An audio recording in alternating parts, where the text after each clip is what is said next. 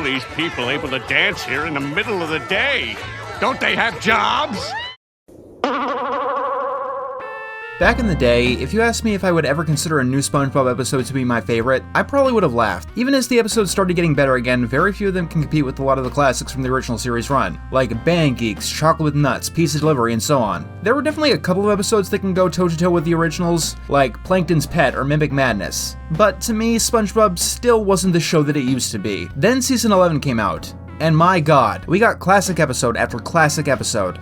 During Nick-O-Rama, I said that Season 11 was my favorite season of the entire show, and I still stand by that. Sure, it has Ink Lemonade, which is awful and everyone hates, but the season has my leg, and that one episode forgives everything. The season went hard. Chatterbox Gary, Chef Bob, Legends of Bikini Bottom, The Night Patty. Making a top 10 out of this season alone would be a challenge, with all the painful cuts that I would have to make. However, one episode managed to stand above everything else in my view. And it's weird to me, because this episode doesn't seem to be praised or talked about as much as some of the other episodes that I mentioned. And that episode is Karen's Virus.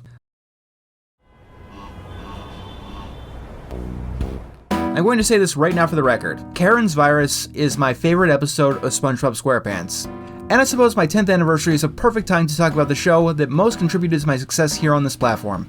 And that episode just so happened to be, to my everlasting shame, an episode that came out after I said that this show would never get better. I'd say that I'm not laughing anymore, but Karen's Virus is actually a pretty funny episode, but it's one of the many, many qualities as to why I like this one. The premise is simple. Karen gets a computer virus, and SpongeBob must go into her hard drives in order to physically remove it. And from such a simple premise, we get something really beautiful.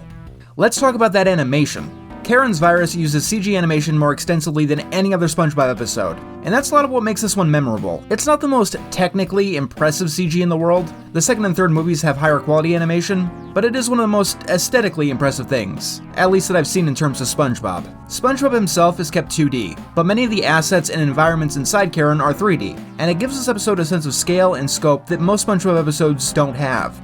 It really helps paint how alien this environment is. Because of how well they build the world inside of Karen and how much they give it its own distinctive look, it becomes one of the most memorable SpongeBob locations that I've ever seen. Watching Karen's Virus made me feel like I was watching Rock Bottom for the first time all over again. It's a place that I want to see SpongeBob go back to at some point in the future. Maybe not exactly in an episode, but come on. This needs to be a staple level in SpongeBob video games. SpongeBob himself feels perfectly out of place. Just enough to make it look like he's not painted over the camera lens, while still looking like he doesn't belong in this world, which is actually a really difficult hurdle to overcome. In a sense, Karen's Virus feels like a success at what Atlantis SquarePants tried to do. Show off some technical prowess in a different style entirely. Not only are the technicals actually better here, but the change in style is actually a part of the plot and not a digression, which is where Atlantis failed. I love the visuals of this episode, and I can go on talking about them forever.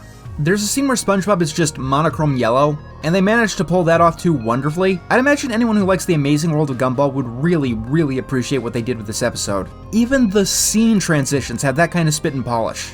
When it comes to SpongeBob, it's usually easy to tune the transitions out because they're usually just bubble transitions, but in this episode, they get super creative. Almost every scene transition is interesting and unique, from a program pop-up to a pixel art virus running across the screen. Little touches like this is how you know that the people behind the scenes really cared about the episode. And the flashbacks to previous episodes in Karen's memory are a nice touch as well. I could prattle on about how this episode looks, but there are other elements that definitely need praising. Like the comedy. This episode is divided into an A and a B plot, which is a rarity in and of itself for a SpongeBob episode, and makes this one stand out even more. The B plot is about Karen going insane, and these are the funniest parts of the episode. Karen is usually such an underused character in the series, and this episode is a good showcase as to why she should be used a lot more. Plankton plays off her antics perfectly. One of my favorite moments is just the way that she's drunkenly talking as they're driving the car. No way, Planky, it's me and you, amigo! Woohoo!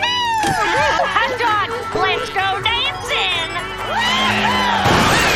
Another highlight is when she just fucking destroys the Krusty Krab to hit on Mr. Krab's cash register. It is the most awkward and funny thing that I have ever seen. Hello there, baby! Where have you been all my life? Please, don't break up our happy home. I forgive you, baby. This episode also gives us this line. Hey, Ken!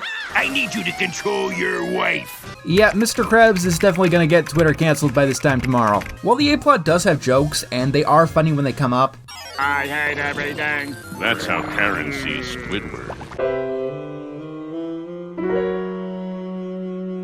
they take a backseat to the action. And yeah, this episode of SpongeBob is surprisingly action-packed. There is a lot of tension throughout the episode, and that's because the stakes are higher than in most other SpongeBob episodes. It's made clear, repeatedly, that this virus is putting Karen in actual literal danger, and we do see that very same virus destroying Karen's insides. It's rare that you get to see this in a SpongeBob episode, you know, outside of a movie or a special, and I like this because it's balanced very well. The jokes never distract from the seriousness of Karen's situation. SpongeBob isn't just stopping to catch a jellyfish or mess around or mug at the camera. The jokes often come from the obstacles and SpongeBob's attempts to overcome them, or they are jokes showing how bad Karen's condition actually is. It all plays together superbly, giving this episode a rather unique tone compared to other SpongeBob episodes, and a perfect balance. And even the few jokes that aren't like that, It's up to you, SpongeBob! You must save Karen! they're so brief that they don't distract from the overall tension. The episode maintains a brilliant pace throughout. It gets into the plot as fast as it can. It takes Karen less than a minute to get the virus, and SpongeBob less than 3 to get into her hard drives. And from there, it's go all the way through. There is never a slow or dull moment in this episode. A lot of the conflict works because Plankton is genuinely worried for Karen in this episode, and I think that's something really special about this one. This is a problem that a lot of people have with Single Cell Anniversary. How much Plankton wants to appeal to Karen in that episode, or how much he only wants the Krabby Patty, is completely up to audience interpretation. However, throughout this episode, there is no such interpretation. Plankton has only one priority, and that is making sure that Karen doesn't melt down. SpongeBob, if you're gonna do anything, do it now! Karen's about to melt down! He still ropes SpongeBob into going into her in his own stead, but he's Plankton, not perfect. This is how you do a more sympathetic, intentionally sympathetic portrayal of Plankton, and I dare say it's one of his best appearances. I actually can't think of even a small thing about this episode I don't like. Honestly, I kinda consider it a perfect SpongeBob episode. It's funny, the characters are endearing, it's tense, it's ambitious, it's beautiful, there's never a dull moment, and it's infinitely rewatchable. I'm not foolish enough to say that there will never be a SpongeBob episode better than this one, because, hey, anything can happen. It happened already. But for an episode to be better than this one, it will need to be beyond perfect. Karen's Virus is my favorite episode of SpongeBob SquarePants. Check it out if you haven't seen it. It actually seems to be like one of the more underrated gems from the modern season, and it's definitely worth a watch, or several of them.